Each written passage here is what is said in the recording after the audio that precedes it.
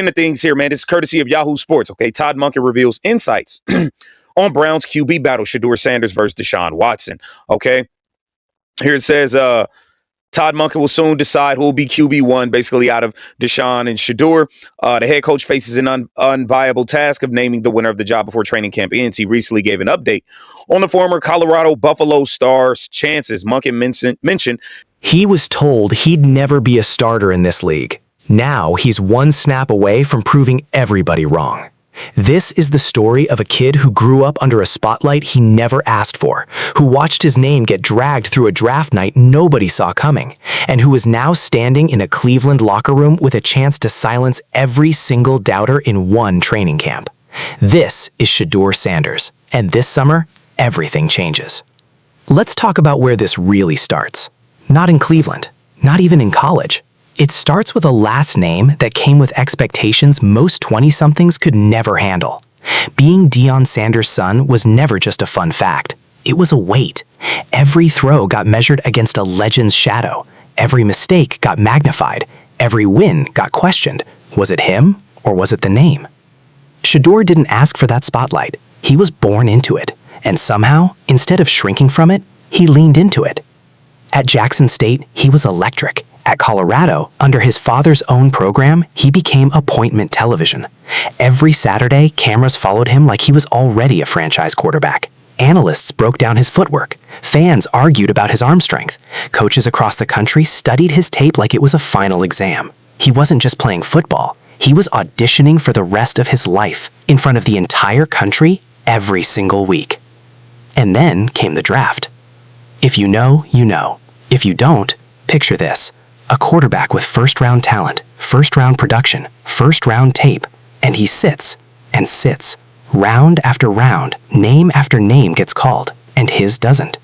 Cameras catch him in that room, waiting, trying to keep his face steady while the whole internet speculates about why. Was it makeup on the field? Was it something about his personality? Was it his father? Nobody had a clean answer, and that silence turned into noise everywhere else. Think about that for a second. Imagine spending your entire life being told you're special, being built up as a generational name, and then having to sit in a room and watch team after team pass on you, live, in front of millions of people. That's not just a football story, that's a gut punch. But here's the thing about pressure. It either breaks you or it forges you into something sharper. When Cleveland finally called his name, the reaction wasn't universal celebration. It was mixed. Some fans were thrilled. A talented young arm, a chance to build something new. Others were skeptical. Cleveland has been a quarterback graveyard for over 2 decades. Name after name has walked into that building with promise and walked out with question marks. Why would Shedeur Sanders be any different? To say. He had good players, and it was there, the start of it. And for whatever reason, us as coaches and as an organization, we didn't take the next step. And then you go through the last few years where, you signed Deshaun and he's gotten hurt. And that hasn't come to fruition. And so you go through that. And I really believe we're right. It's a great time to be the head coach of Cleveland Browns because I really... That's the story going into this offseason. That's the tension underneath everything. Now flip to the present. Training camp is close, and the quarterback room in Cleveland is one of the most talked about position battles in the entire NFL. You've got Deshaun Watson, a former franchise-altering signing who's dealt with serious injuries and hasn't delivered anywhere close to what was promised. You've got Dillon Gabriel, a smart, efficient game manager type who might be exactly the kind of quarterback who quietly strings together a decade-plus career as a trusted backup. And you've got Shedeur, the guy with the ceiling everybody's still trying to figure out. 4 quarterbacks, 1 roster, limited spots, and a head coach who has to make one of the hardest calls of his career before the pads even go on. That head coach has been careful with his words. He's talked about believing in this era of the franchise. He's talked about how both Shedeur and Deshaun had strong showings this spring. He's talked about wanting to build something that lasts, not just win now, but build a program other teams eventually try to copy. But when you listen closely, there's no hiding from the obvious truth. Somebody in that quarterback room is going to be disappointed, and it might be someone who's used to always being the guy. Here's what makes this different from a normal quarterback competition. This isn't just about arm talent versus accuracy versus decision-making. This is a psychological battle too, because Shedeur has spent his whole life being under a microscope, Every single throw in camp is going to be dissected, every interception clipped and reposted within minutes, every touchdown celebrated like it's already the Super Bowl. Nothing he does this summer happens quietly, and that's exactly why people can't look away from this story. Let's talk about the criticism, because it's real and it's loud. There are analysts who question his arm strength at the next level. There are scouts who point to processing speed under pressure as a concern. There are fans who still can't separate the player from the draft day narrative, who assume there's some kind of attitude problem simply because he carried himself with confidence in college. That criticism isn't going away just because he's wearing a new uniform. If anything, it gets louder in the NFL, because now every mistake happens against grown men, on a bigger stage, with a franchise's patience running thin. But here's the flip side. There are also people inside that building, coaches, teammates, evaluators, who have quietly said this spring that something clicked, that the game slowed down for him, that his command of the huddle looked different than people expected. Those aren't guarantees. Spring practice isn't real football, but it's a signal. It's a small crack of light in a story that's been mostly shadows for over a year. So which version is true? The overhyped kid who slid out of the first round for a reason? Or the competitor who's about to make an entire league regret downing him? Nobody knows yet. That's the whole point of this camp. Now let's talk about what's happening around him, because a quarterback doesn't win or lose in a vacuum. Cleveland has been rebuilding almost everything at once. The offensive line has gone through a complete transformation, bringing in players who can play multiple spots, almost like they're building in insurance policies at every position. That's not an accident. That's a front office that got burned by injuries and inconsistency in past years, and decided the answer was flexibility everywhere. If that line holds up, whichever quarterback wins this job gets protection. If it doesn't, it won't matter who's back there. I believe that if our job obviously is to develop our younger players, right? And then we're going to, whether it's Shedeur, whether it's Deshaun, or whether it's Dylan, or our quarterback situation, you've got to find a way to right that. And I do think Deshaun and Shedeur had really good springs. So I really believe it's no better time than to be the head coach of the Browns. We're young, our guys love to work. It's been a great transition for us. That's part of why this story is bigger than one player. It's a franchise trying to prove it's finally doing things the right way. Not just chasing a splashy answer, but building depth, competition, and structure. And Shedeur is stepping into the middle of that experiment as arguably the most watched piece of it. Let's slow down for a second and talk about who he actually is, not just what he represents. People who've been around him describe a guy who is obsessive about preparation, someone who treats every single rep, even the ones that don't count, like it's being graded. That's not new. That's been the pattern his entire life. Growing up in a football household means there was never a day off, never a moment where the standard dropped. Some people would have cracked under that. He built his identity around it instead. There's also the confidence. People love to call it arrogance when they don't like you, and call it swagger when they do. With Shedeur, it's always been both, depending on who's talking. But strip away the debate for a second, and what you're really looking at is a guy who has never once, publicly, sounded unsure of himself. In a league where doubt eats young quarterbacks alive, that kind of self-belief can be a superpower. Or it can be the thing that makes it harder for him to hear real coaching critique. Camp is going to answer that question in real time. Now think about the moment we're actually in. This isn't a hypothetical anymore. This is closer than it's ever been. A head coach who has openly said he believes it's the right time to be leading this franchise. A quarterback room that's genuinely, legitimately open. A fan base that has watched this position get botched for over 20 years and is desperate, not hopeful, desperate for somebody to finally be the answer. Every practice rep this summer is going to be treated like breaking news. Every first-team snap Shedeur gets is going to trend before the practice even ends. Every time Deshaun Watson takes reps instead, people are going to ask why. Every time Dylan Gabriel looks sharp, people are going to wonder if he's actually the safest choice all along. This entire camp is going to feel like a reality show with actual playoff stakes attached to it. And somewhere in the middle of all that noise is a young quarterback who just wants a real chance to play.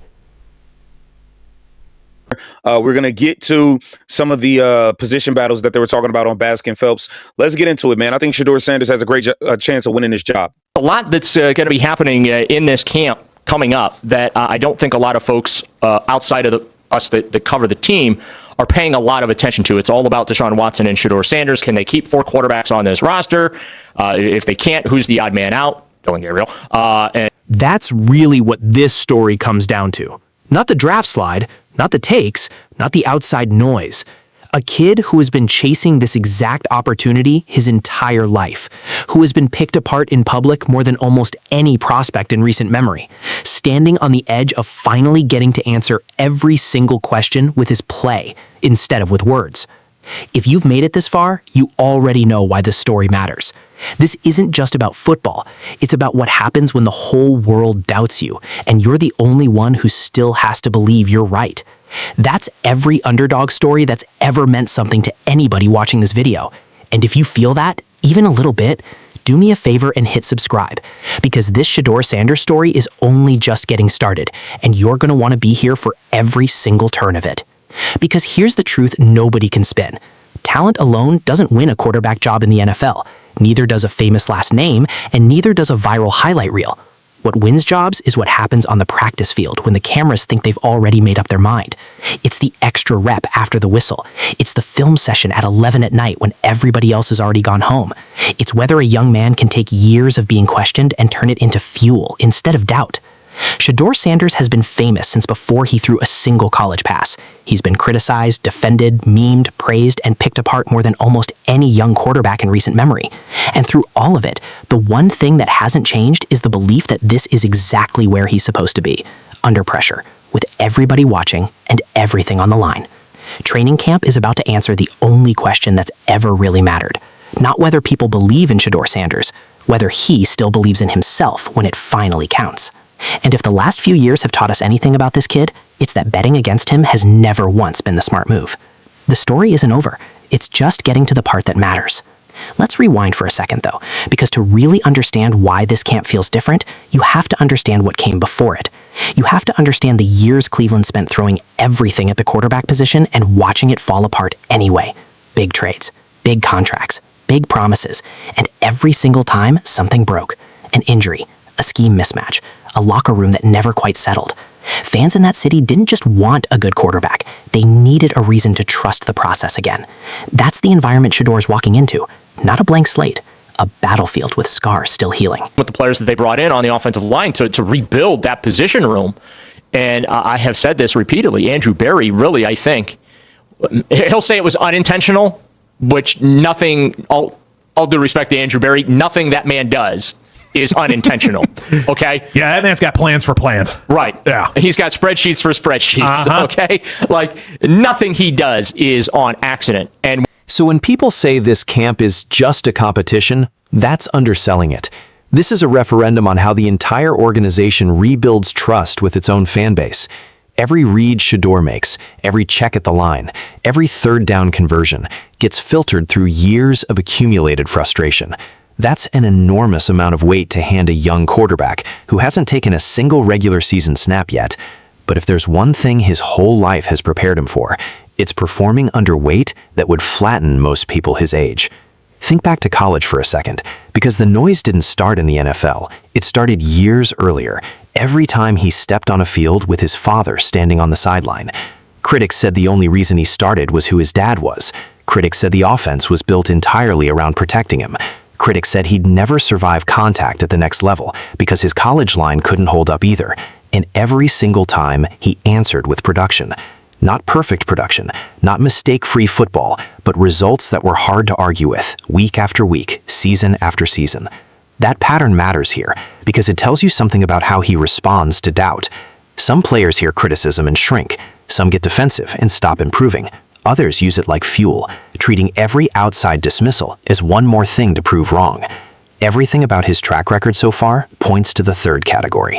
Whether that translates against NFL-caliber pass rushers and NFL-level disguised coverages is the actual question this training camp exists to answer. Now picture the film sessions this summer, coaches breaking down every rep frame by frame, comparing his eyes, his footwork, his decision-making under a rushed pocket against Deshaun Watson's veteran experience and Dylan Gabriel's steady, low-mistake approach.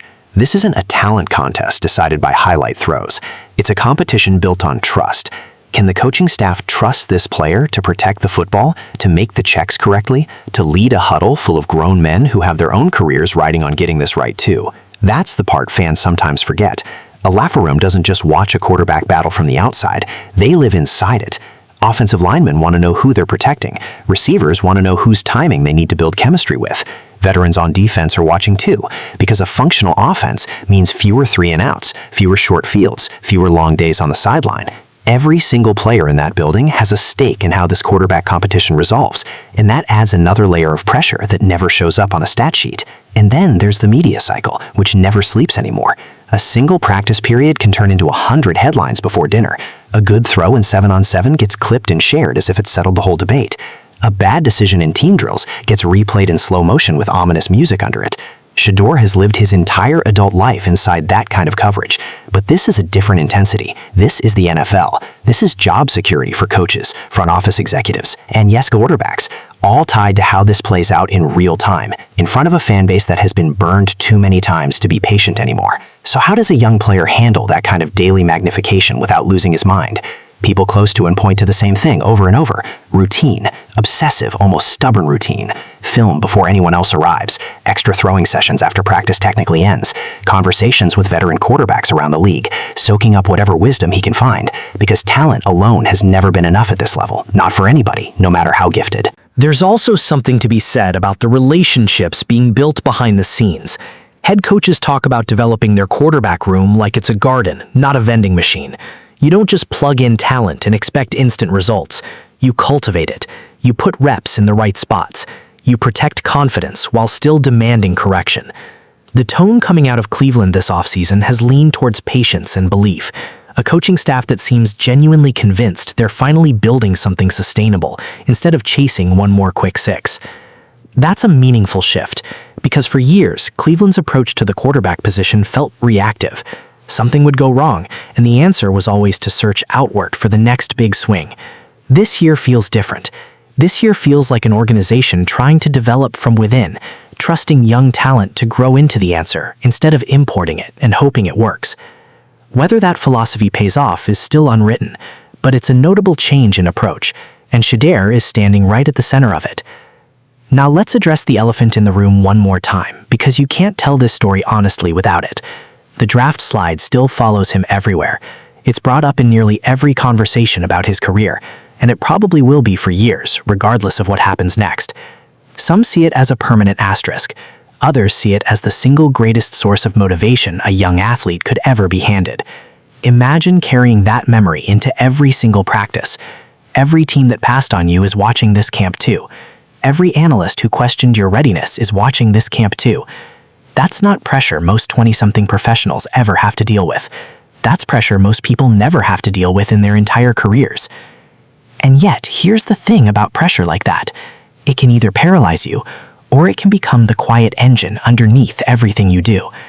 From everything we've seen so far, from the way he's carried himself through every setback, through every headline, through every hot take, it looks a lot more like fuel than fear. So what happens next? Realistically, nobody outside that building knows for certain. Training camp battles are unpredictable by nature. A hot start can fade under live game speed. A slow start can turn into a September surge once the lights actually come on. What we do know is that the stage is set for one of the most closely watched quarterback competitions in recent memory, unfolding in a city that has waited a very long time for a real answer at the position. Maybe it's Shedeur who walks out of camp with the job. Maybe it's a longer runway before he gets his shot. Either way, this summer marks the moment his NFL story stops being about where he was drafted and starts being about what he actually does with the opportunity in front of him.